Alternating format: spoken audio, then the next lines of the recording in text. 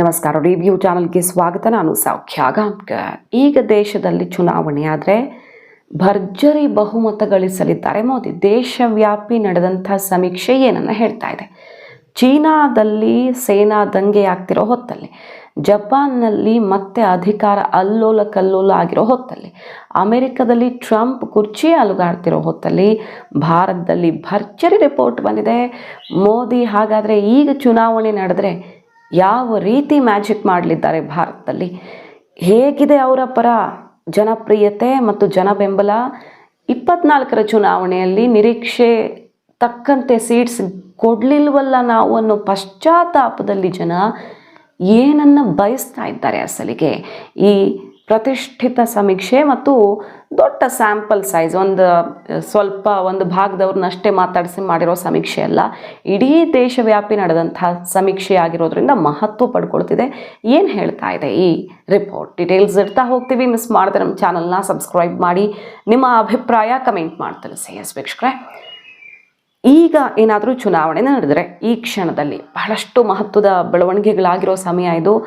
ಆರ್ಥಿಕತೆ ಶರವೇಗದಿಂದ ಸಾಗ್ತಾ ಇದೆ. EU ಜೊತೆಗಿನ ಟ್ರೇಡ್ ಡೀಲ್ ಇಡೀ ಜಗತ್ತು ಭಾರತ ನೋಡಿ ಉರ್ಕೊಳ್ಳೋ ರೀತಿ ಮಾಡಿದೆ. ಬಾಯ್ಬಿಟ್ಟೆ ಅಮೆರಿಕ ಅದನ್ನು ಹೇಳ್ತಿದೆ, ಇದು ಅನ್ಯಾಯ ಈ ಟ್ರೇಡ್ ಡೀಲ್ ಅಂತ. ಮತ್ತು ಎಲ್ಲ ಬಗೆಯಲ್ಲೂ ಭಾರತ ತನಗೆ ಏನು ಬೇಕೋ ಅದನ್ನು ಸಾಧಿಸ್ತಾ ಇರುವಂಥ ಸಮಯದಲ್ಲಿ ಹೊರಬಿದ್ದಿರುವಂಥ ಸಮೀಕ್ಷೆ ಇದು. ಮೂಡ್ ಆಫ್ ದಿ ನೇಷನ್ ಏನು ಹೇಳ್ತಾ ಇದೆ ಅಂತ ಕೇಳಿದ್ರೆ, 543 ಲೋಕಸಭಾ ಕ್ಷೇತ್ರಗಳ ಪೈಕಿ 352ರಲ್ಲಿ NDA ಭರ್ಜರಿಯಾಗಿ ಗೆಲ್ಲುತ್ತೆ ಅಂತ. 2024ರಲ್ಲಿ ಗೆದ್ದಿರೋದು 293 ಸೀಟ್ಸನ್ನು. ಆದರೆ ಈಗ ಎಲೆಕ್ಷನ್ ಈ ಕ್ಷಣಕ್ಕೆ ನಡೆದ್ರೆ 352 ಸೀಟ್ಸ್ ಗೆಲ್ಲುತ್ತೆ ಅಂತ. INDI ಕೂಟಕ್ಕೆ 234 ಸೀಟ್ಸ್ ಬಂದಿತ್ತು ಎಲ್ಲ ಪಕ್ಷಗಳು ಸೇರಿ. ಈಗ ನಡೆದ್ರೆ 182ಕ್ಕೆ ಇನ್ನೂ ಇಳಿಮುಖವಾಗಿ ಸಾಗುತ್ತೆ ಅಂತ ಇಂಡಿಯಾ ಟುಡೇ ಸಿ ವೋಟರ್ ನಡೆಸಿರುವಂಥ ಮೂಡ್ ಆಫ್ ದಿ ನೇಷನ್ಸ್ ಸಮೀಕ್ಷೆ ತುಂಬಾ ಡೀಟೇಲ್ ಆಗಿ ರಿಪೋರ್ಟನ್ನು ಇಡ್ತಾ ಇದೆ. ನರೇಂದ್ರ ಮೋದಿ ಅವರ ಅಭಿವೃದ್ಧಿ ಯೋಜನೆಗೆ ಸಿಕ್ಕಿರೋ ಮಾರ್ಕ್ಸ್ ಎಷ್ಟು, ನಾಯಕತ್ವಕ್ಕೆ ಸಿಕ್ಕಿರುವಂಥ ಮಾರ್ಕ್ಸ್ ಎಷ್ಟು, ಎಲ್ಲವನ್ನು ಗಮನಿಸ್ತಾ ಹೋಗೋಣ. ವೋಟ್ ಶೇರ್ ಮತ್ತು ಸೀಟ್ ಶೇರ್ ಬಗ್ಗೆ ಏನು ಕೊಟ್ಟಿದೆ ಈ ರಿಪೋರ್ಟ್ ಅಂತ. 2024ರ ಚುನಾವಣೆಯಲ್ಲಿ ನರೇಂದ್ರ ಮೋದಿ ಅವರು ಅಬ್ ಕಿ ಬಾರ್ 400 ಪಾರ್ ಅನ್ನುವಂಥ ಘೋಷಣೆಯನ್ನು ಮೊಳಗಿಸಿದ್ರು. ಬಟ್ ಅದು ಹಂಗಾಗಲಿಲ್ಲ. NDA 293 ಸ್ಥಾನಗಳಿಗೆ ಮಾತ್ರ ಸಮಾಧಾನ ಪಟ್ಕೊಳ್ಬೇಕಾಯಿತು. ಬಟ್ ಸ್ಟೇಬಲ್ ಗೌರ್ಮೆಂಟ್ ಅಂತೂ ನಡೀತಿದೆ. ಜಗತ್ತಿನ ಪ್ರತಿಷ್ಠಿತ ಮಾಧ್ಯಮಗಳೇ ಈ ಎಲ್ಲ ಬೆಳವಣಿಗೆಗಳನ್ನು ನೋಡಿ ಏನಂತ ರಿಪೋರ್ಟ್ ಮಾಡ್ತಿದ್ದಾರೆ. 293 ಸೀಟ್ ಬಂದು ಯಾವಾಗ ಮೈತ್ರಿ ಸರ್ಕಾರ ರಚನೆ ಆಯಿತು, ಅಂದರೆ BJP ಅವಲಂಬನೆ ಸಾಧ್ಯವಾಯಿತೋ, ಮೋದಿ ವೀಕ್ ಅಂತ ನಾವೆಲ್ಲ ಅಂದುಕೊಂಡಿದ್ವಿ. ಆದರೆ ಮೋದಿ ಮತ್ತಷ್ಟು ಸ್ಟ್ರಾಂಗ್ ಆಗಿದ್ದಾರೆ ಈ ಅವಧಿಯಲ್ಲಿ ಅಂತ ವಿದೇಶಿ ಮಾಧ್ಯಮಗಳು, ಫಿನಾನ್ಷಿಯಲ್ ಟೈಮ್ಸ್ ಇರ್ಬೋದು, ಬ್ಲೂಮ್ಬರ್ಗ್ನಂಥ ಪತ್ರಿಕೆಗಳು ಅಚ್ಚರಿ ವ್ಯಕ್ತಪಡಿಸ್ತಾ ಇರೋದು ಒಂದು ಕಡೆ. ಜಾಗತಿಕವಾಗಿ ಮೋದಿ ಜನಪ್ರಿಯತೆ ಸಿಕ್ಕಾಪಟ್ಟೆ ಜಾಸ್ತಿ ಆಗ್ತಿರೋ ಹೊತ್ತಲ್ಲಿ ದೇಶದ ಒಳಗಿನ ಸಮೀಕ್ಷೆ ಇದನ್ನು ಹೇಳ್ತಾ ಇದೆ. 2026ರಲ್ಲಿ ಮಹಾರಾಷ್ಟ್ರ ಸ್ಥಳೀಯ ಸಂಸ್ಥೆ ಚುನಾವಣೆ ಜಯ ಸಿಕ್ತು. ದೇಶದಾದ್ಯಂತ NDA ಪರ ಜನರ ಒಲವಿದೆ ಅನ್ನೋದು ಬ್ಯಾಕ್ ಟು ಬ್ಯಾಕ್ ನಡೆದಂಥ ವಿವಿಧ ವಿಧಾನಸಭಾ ಚುನಾವಣೆಗಳಲ್ಲೂ ಕೂಡ ಗೊತ್ತಾಯಿತು. ಒಂದಾದ್ಮೇಲೆ ಒಂದು ಗೆದ್ಕೊಳ್ತಾ ಬಂದರು. ಈಗ ಮತ್ತೆ 4 ರಾಜ್ಯಗಳಲ್ಲಿ, ಪ್ರಮುಖ ರಾಜ್ಯಗಳಲ್ಲಿ ಚುನಾವಣೆ ಇದೆ. ಅಲ್ಲಿ ಕೂಡ ಮೋದಿ ಜನಪ್ರಿಯತೆ ಎಷ್ಟಿದೆ ಅನ್ನೋದು ಸಾಬೀತಾಗತ್ತೆ. ಈಗ ಇದೇ ಹೊತ್ತಲ್ಲಿ ಹೊರಬಿದ್ದಿರುವಂತಹ ಸಮೀಕ್ಷೆ, ಈಗ ಎಲೆಕ್ಷನ್ ನಡೆದ್ರೆ 352 ಸೀಟ್ಸನ್ನು ಮೋದಿ ನಾಯಕತ್ವದಲ್ಲಿ ಬಾಚಿಕೊಳ್ಳಲಿದೆ NDA ಅನ್ನೋದನ್ನು ಹೇಳ್ತಾ ಇರೋದು. ಇನ್ನು ದೇಶದಲ್ಲಿ ಯಾರು ಪ್ರಧಾನಿಯಾಗಬೇಕು ಅನ್ನುವಂಥ ಪ್ರಶ್ನೆಗೆ ಪ್ರಧಾನಿ ನರೇಂದ್ರ ಮೋದಿಯವರ ಪರವಾಗಿ ಎಷ್ಟು ವೋಟ್ ಬಂದಿದೆ, ರಾಹುಲ್ ಗಾಂಧಿಯವರಿಗೆ ಎಷ್ಟು ಬಂದಿದೆ ನೋಡಿ. ಸಿ ವೋಟರ್ ಸಮೀಕ್ಷೆಯಲ್ಲಿ 55% ನರೇಂದ್ರ ಮೋದಿ ಅವ್ರ ಪರವಾಗಿ, ರಾಹುಲ್ ಗಾಂಧಿ ಅವ್ರ ಪರವಾಗಿ 27% ವೋಟ್ ಬಿದ್ದಿರೋದು. ಇನ್ನು ಮೋದಿ ಕೆಲಸಕ್ಕೆ ಎಷ್ಟು ವೋಟ್ ಸಿಕ್ಕಿದೆ, ಅವರು PM ಆಗಿ ಕಾರ್ಯನಿರ್ವಹಣೆಗೆ 57% ಜನ ಅತ್ಯುತ್ತಮ ಅಂತ ಮೆಚ್ಚಿಕೊಂಡಿದ್ದಾರೆ. 24% ಜನ ಕಳಪೆಯಾಗಿದೆ ಆಡಳಿತ ಅಂತ ರಿಯಾಕ್ಟ್ ಮಾಡಿದ್ದಾರೆ. ಇನ್ನು ವೋಟ್ ಶೇರಲ್ಲಿ ನೋಡೋದಾದರೆ 47%, ಅಂದರೆ NDA 4% ಪ್ಲಸ್ ಮಾಡ್ಕೊಳ್ಳುತ್ತೆ. 43 ಇದ್ದಿದ್ದು 24 ಚುನಾವಣೆಯಲ್ಲಿ 4% ಪ್ಲಸ್ ಆಗುತ್ತೆ. INDI ಕೂಟಕ್ಕೆ 40% ಇದ್ದಿದ್ದು 39% ಆಗುತ್ತೆ, 1% ಮೈನಸ್ ಆಗುತ್ತೆ. ಇತರೆ 14% ಪಡ್ಕೊಳ್ತಾರೆ ಅಂತ ಈ ಸಮೀಕ್ಷೆ ಹೇಳ್ತಾ ಇದೆ. ಈ ಸಮೀಕ್ಷೆ ಈಗ 4 ರಾಜ್ಯಗಳ ಚುನಾವಣೆ ಹೊಸ್ತಿಲಲ್ಲಿ ಮಹತ್ವ ಪಡ್ಕೊಳ್ತಿರೋದು. ಸರಿ, ಇದು ಯಾಕೆ ಗಮನ ಸೆಳೀತಿದೆ ಅಂತ ಕೇಳಿದ್ರೆ ನೋಡಿ, ಚೀನಾದಲ್ಲಿ ಏನಾಗ್ತಾ ಇದೆ, ವಿವಿಧ ರಾಷ್ಟ್ರಗಳಲ್ಲಿ ಏನಾಗ್ತಿದೆ ನಾಯಕತ್ವದ ಪರಿಸ್ಥಿತಿ ಅಂತ ನೋಡಿದ್ರೆ ನಮ್ಗೆ ಅರ್ಥ ಆಗ್ತಾ ಹೋಗುತ್ತೆ. ಭಾರತದಲ್ಲಿ ಸ್ಥಿರತೆ ಸಾಧಿಸಿದ ಮೋದಿ ನಾಯಕತ್ವ ನಿರಂತರವಾಗಿ 3ನೇ ಅವಧಿಗೆ, ಅದು ಕೂಡ ಇಷ್ಟು ಜನ ಬೆಂಬಲದೊಂದಿಗೆ.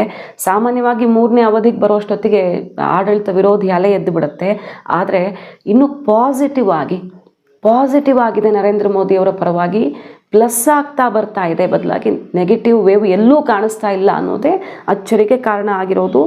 ಜಗತ್ತು ಕಣ್ಣರಳಿಸಿ ನೋಡ್ತಾ ಇರೋದು ಮೋದಿ ನಾಯಕತ್ವದತ್ತ.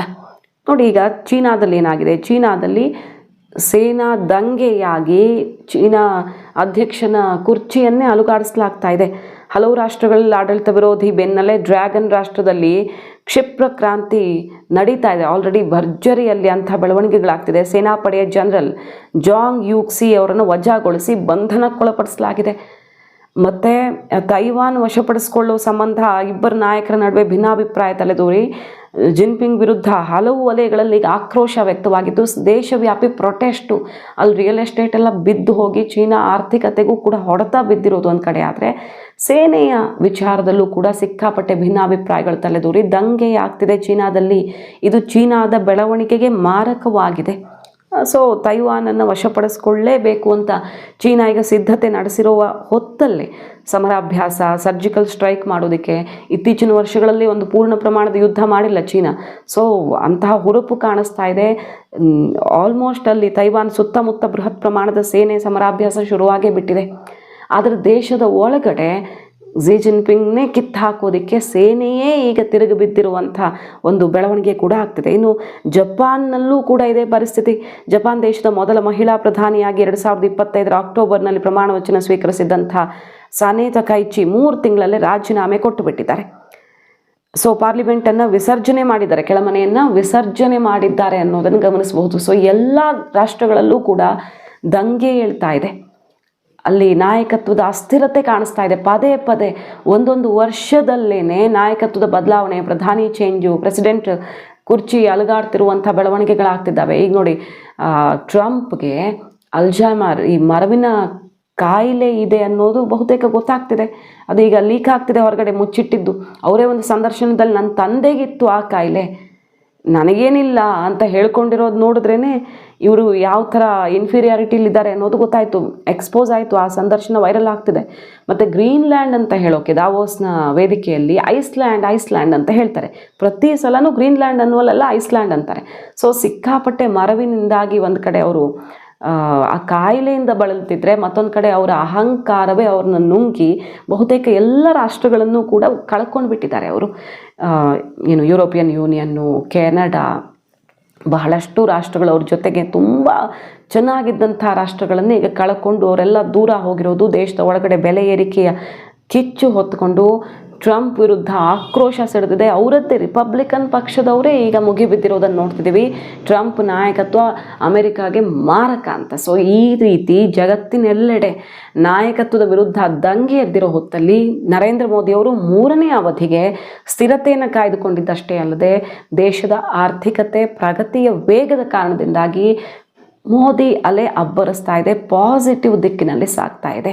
ಈಗ ನಿನ್ನೆ ಅಷ್ಟೇ ಬಜೆಟ್ಗೂ ಮುನ್ನ ಆರ್ಥಿಕ ಸಮೀಕ್ಷೆ ರಿಲೀಸ್ ಆಗಿದ್ರಲ್ಲಿ ನಾವು ನೋಡಿದ್ವಿ ಭಾರತ ಎಷ್ಟು ಆಶಾದಾಯಕವಾಗಿದೆ. ಎಲ್ಲ ಜಾಗತಿಕವಾಗಿ ಕಷ್ಟದ ಪರಿಸ್ಥಿತಿಯಲ್ಲೂ ಕೂಡ ಭಾರತದಲ್ಲಿ ಮಾತ್ರ ಸಮಸ್ಯೆ ಇಲ್ಲ.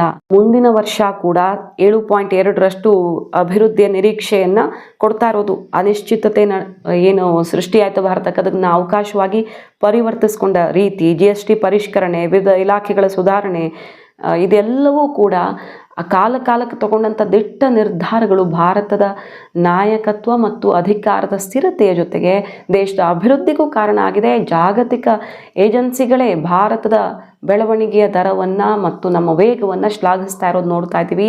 ಟಾಪ್ 3ಗೆ ಇನ್ನೇನು ಹೋಗಿ ನಿಂತೇ ಬಿಡುತ್ತೆ ಭಾರತ. ಈ ಹೊತ್ತಲ್ಲಿ ದೇಶದ ಒಳಗಡೆ ಮೋದಿ ನಾಯಕತ್ವಕ್ಕೆ ಹೆಂಗೆ ಬೇಡಿಕೆ ಜಾಸ್ತಿ ಆಗ್ತಿದೆ ಅಂದರೆ, ಮತ್ತೊಂದು ಅವಧಿಗೆ ಮೋದಿ ಬರಲೇಬೇಕು ಅನ್ನುವಂಥ ಕೂಗು. ನಾವು 24ರ ಚುನಾವಣೆಯಲ್ಲಿ ಒಂದು ರೀತಿಯಲ್ಲಿ ಅದು ಮೋದಿ ಸೋಲು ಅಂತ ಭಾವಿಸ್ಬಿಟ್ರು. 300ರ ಗಡಿನೂ ದಾಟ್ಲಿಲ್ವಲ್ಲ ಅನ್ನೋದೊಂದು ಬೇಸರ ಆವರಿಸ್ಕೊಳ್ತು. ಸೊ ಆ ಪಶ್ಚಾತ್ತಾಪದಲ್ಲಿಯೇ ಕಿತ್ತೆದ್ದು ಈಗ ಎಲ್ಲ ಚುನಾವಣೆಗಳಲ್ಲಿ ಓಟ್ ಹಾಕ್ತಿದ್ದಾರೆ ಮತ್ತು ಮುಂಬರುವಂತಹ ಚುನಾವಣೆಯಲ್ಲಿ ಮೋದಿ ಪರ ಅದೇ ರೀತಿ ಅಲೆ ಏಳಲಿದೆ ಅನ್ನೋದನ್ನು ಸೂಚಿಸ್ತಾ ಇದೆ ಇಂಥದ್ದೊಂದು ಪ್ರತಿಷ್ಠಿತ ದೇಶವ್ಯಾಪಿ ನಡೆದಂಥ ಸಮೀಕ್ಷೆ. ಮಾಹಿತಿ ಇಷ್ಟ ಆಗಿದ್ರೆ ಮಿಸ್ ಮಾಡಿದ್ರೆ ನಮ್ಮ ಚಾನಲ್ನ ಸಬ್ಸ್ಕ್ರೈಬ್ ಮಾಡಿ, ನಿಮ್ಮ ಅಭಿಪ್ರಾಯ ಕಮೆಂಟ್ ಮಾಡಿ ತಿಳಿಸಿ. Thank you.